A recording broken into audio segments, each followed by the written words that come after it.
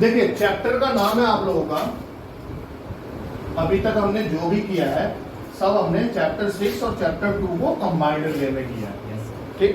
और मैंने बताया था आपको भी थोड़ी देर पहले भी कि जितनी भी डेफिनेशन है चैप्टर 2 के अंदर है और जितने भी क्वेश्चन है वो चैप्टर 6 में है। चैप्टर 6 में क्लासिफाई करना में आइडेंटिटी पहचाननी है उनकी कि भाई ये क्या है, एसेट्स है, लायबिलिटी है, कैपिटल है, क्या।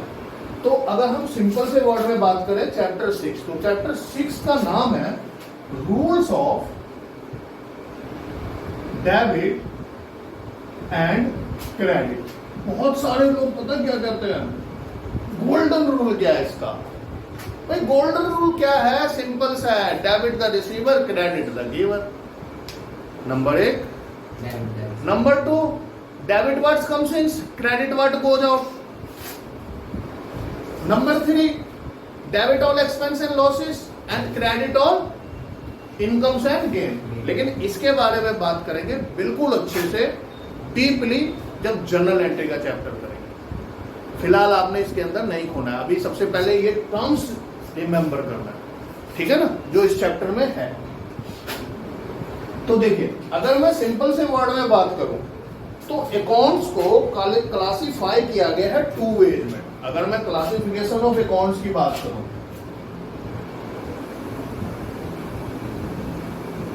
इस चैप्टर से यही थ्योरी का क्वेश्चन बनता है। क्या? नंबर 1,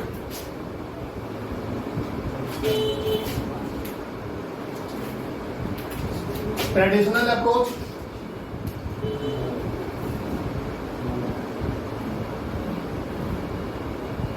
ट्रेडिशनल अप्रोच जो समझिए बाप दादा होंगे, ठीक है ना, अगर उस टाइम होगी अकाउंट तो पुरानी वाली। और दूसरी आती है आपकी मॉडर्न अप्रोच, ये हमारे जमाने में,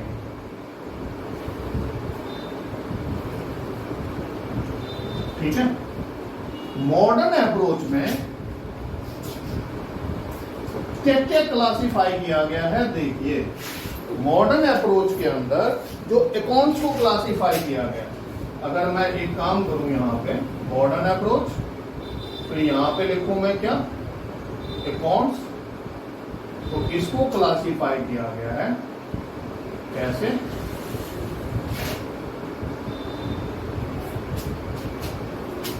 देखिए एसेट्स अकाउंट अभी हमने पढ़ा ना भाई, आपने सब अलग अलग सेपरेटली पढ़ा, लेकिन अब एसेट्स सीधा एक वर्ड में बात करेंगे। इसमें हमें डिस्क्रिमिनेशन नहीं करना है, मींस डिफरेंस नहीं करना है कि कौन सा फिक्स है, कौन सा करंट है और कौन सा टेंजिबल है, इंटेंजिबल है, बस ओनली एसेट्स। दूसरा लायबिलिटी,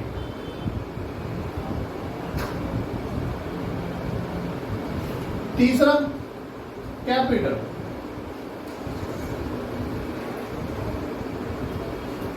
चौथा रिवेन्यू,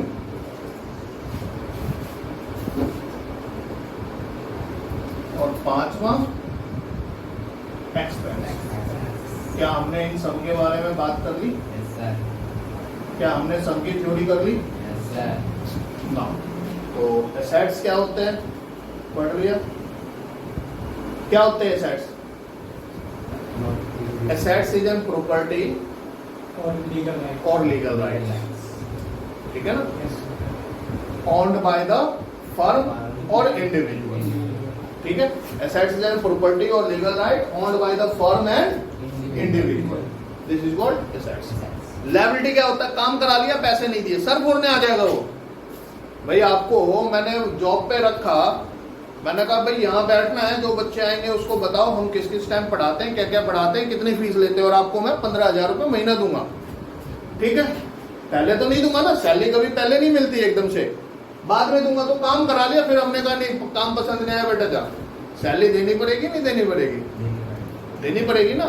तो बेशक उस दिन आते, कहेंगे 10 दिन बाद आना ले जाना, तो ये क्या लायबिलिटी तो है, नहीं तो सर बोलोगे, यानी कि आउटस्टैंडिंग सैलरी होगी।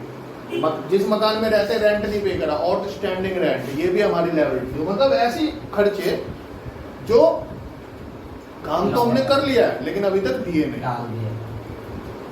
इन फ्यूचर डेट में देंगे। Capital account, amount which are invested by the owner. Owner में भी इंडिविजुअल और पार्टनर, यानी कि यूं बोले तो प्रोप्राइटर और partner. Revenue accounts, income, what we received after sale of goods and services, ठीक है।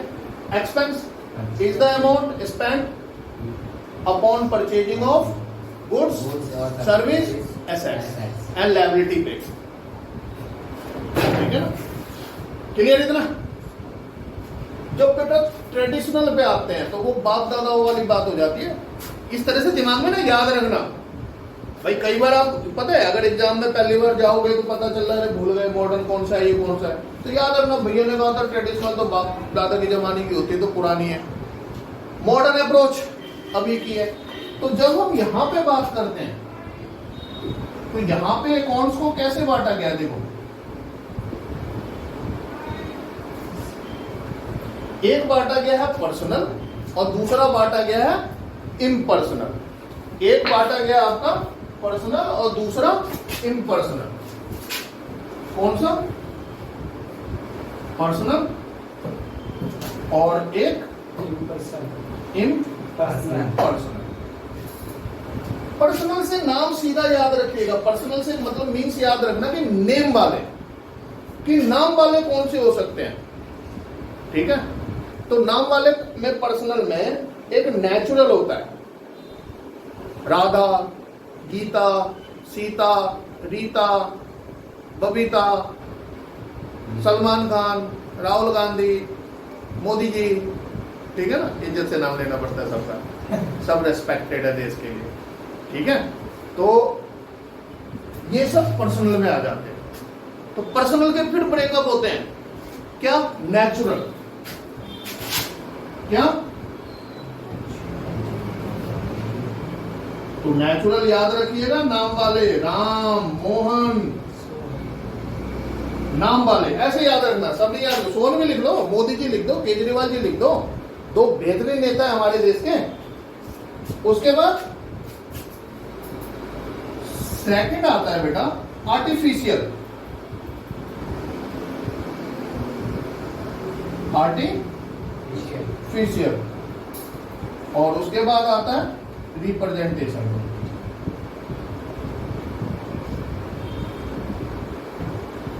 आर्टिफिशियल क्या होते हैं पता है आपको? आर्टिफिशियल क्या होते हैं? आर्टिफिशियल होते हैं काल्पनिक। देखते हैं ना, सुना होगा आपने। तो आर्टिफिशियल की बात की जाए तो मेनली ये कॉर्पोरेट बॉडी और इंस्टीट्यूशन होते हैं।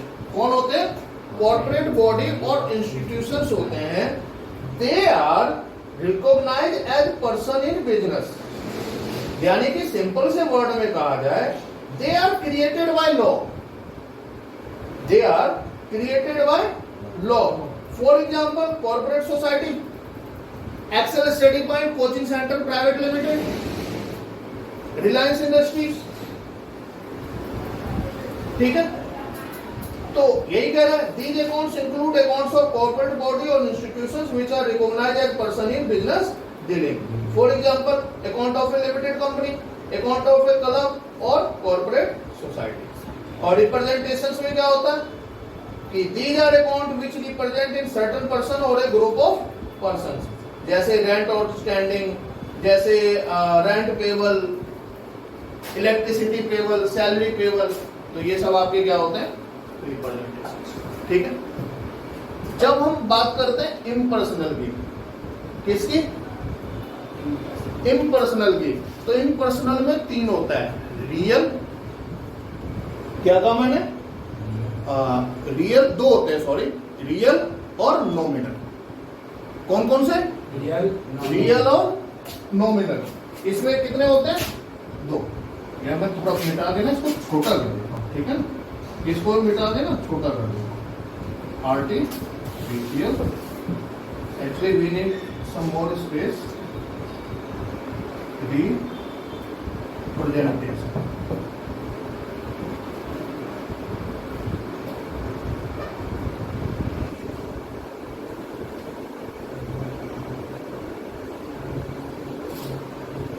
क्या होता है यहाँ पे?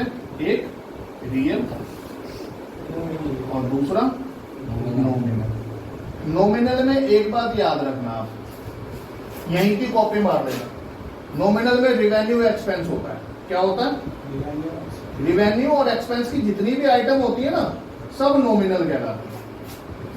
और रियल में जितने भी एसेट्स होते हैं, these all are real except नाम वाले, एक्सेप्ट नाम वाले। ठीक है ना? ऑल एसेट्स, क्या कहा मैंने? ऑल एसेट्स एक्सेप्ट नेम वाले। ये वर्ड याद रखिएगा, क्या? एक्सेप्ट नेम वाले। जैसे debtor creditor, debtor creditor personal में आ जाएगा। ठीक है? अगर राम का बैंक अकाउंट है, पर्सनल में आ जाएगा। और पर्सनल को फिर ब्रेकअप करते हैं तो नेचुरल, आर्टिफिशियल और रिप्रेजेंटेशन। नेचुरल मीन्स जो रियल में होते हैं, जिसको बदल नहीं सकते, यानी कि नाम वाले। ठीक है ना? Who are creation of God, जो भगवान के द्वारा बनाए जाते हैं। ठीक है? मुसद्दिलाल, अगर रियल में किसी का नाम है तो वो क्या होगा? नेचुरल। आर्टिफिशियल, जो लॉ के द्वारा बनाए जाते हैं। और रिप्रेजेंटेशंस, जो किसी को प्रेजेंट करते हैं, outstanding rent, outstanding expense, outstanding salary, ये सब सारी चीजें। फिर जब इम्पर्सनल में आते हैं तो क्या होता है? रियल और नॉमिनल। रियल में क्या आता है? ऑल एसेट्स एक्सेप्ट नेम वाले। सारे एसेट्स ले लीजिए ना, जितने भी आपको पता है यहां वाले। ठीक है? अब वो भी सर लायबिलिटी कहां गया? वो रिप्रेजेंटेशन में गया ना भाई, आउटस्टैंडिंग रेंट ये। अब मैं सारे तो नहीं बोल सकता ना यार, क्रेडिटर तो नहीं आएगा ना, वो भी नाम वाला ही होता है। ठीक है? नॉमिनल, एक्सपेंस और रिवेन्यू। ठीक है? बात आई समझ में? तो ये दो तरह के ब्रेकअप है, दोबारा देख लीजिए। Classification of account, there are two types of classification of account. One is traditional approach, second is modern approach. If we are discussing about modern approach, the accounts can be classified into 5 parts. Number 1, assets accounts. Assets account. Number 2, liability account. Number 3, capital account. Number 4, revenue. Number 5, expense. If we are discussing about the definition of assets account, so assets is any kind of property or legal right which is owned by the business or individual. Liability, काम करा लिया, पैसे नहीं दिए। Capital is the amount which is invested by the owner. Owner may be proprietor or partner. Third one, fourth one is revenue. Revenue मतलब what we received after the sale of goods, services or any kind of income. Any kind of income. Expense, amount spent upon purchase of goods, services, assets. Clear? Now, second part is traditional approach. In traditional approach, accounts can be classified into 2 parts, personal or impersonal. Personal means नाम वाले। Personal means नाम वाले। यहीं तक चलेगा। Exam में definition आ जाती है, what do you mean by artificial personal person. तो वहां पे आपको लिखना पड़ेगा, it is created by the law, just like a universities, college. ठीक है ना? पूरा बोले तो आर्टिफिशियल जुडिशियल पर्सन बोलते हैं in the language of tax. ठीक है? नाउ तो पर्सनल को कितने पार्ट्स में क्लासिफाई करा? 3 में। नेचुरल, नेचुरल में created by law, Ram, Mohan, Sohan, Geeta, Sita, Kejriwal, they all are created by law. ठीक है? केजरीवाल का नाम लेते ही हंसने लग जाते हैं, इतना भेद नहीं था यार। पता लोग एक झाड़ू के लिए उसके पीछे पीछे हो लिए थे, अब वही झाड़ू लगती है गलियों में। चलिए, artificial created by law, representations, outstanding expense, outstanding जो रिप्रेजेंट करता है किसी और अकाउंट को। ठीक है? Impersonal, most important part. Impersonal can be divided into 2 parts, one is real, second is nominal. What is real? All assets except name वाले, land, building, plant, machinery, computer. ठीक है? और इसमें क्या नहीं लेंगे? डेटर, क्रेडिटर, राम अकाउंट, ये सब नहीं लेना आपने, बिकॉज ये सब नाम वाले हैं। Nominal, revenue expense,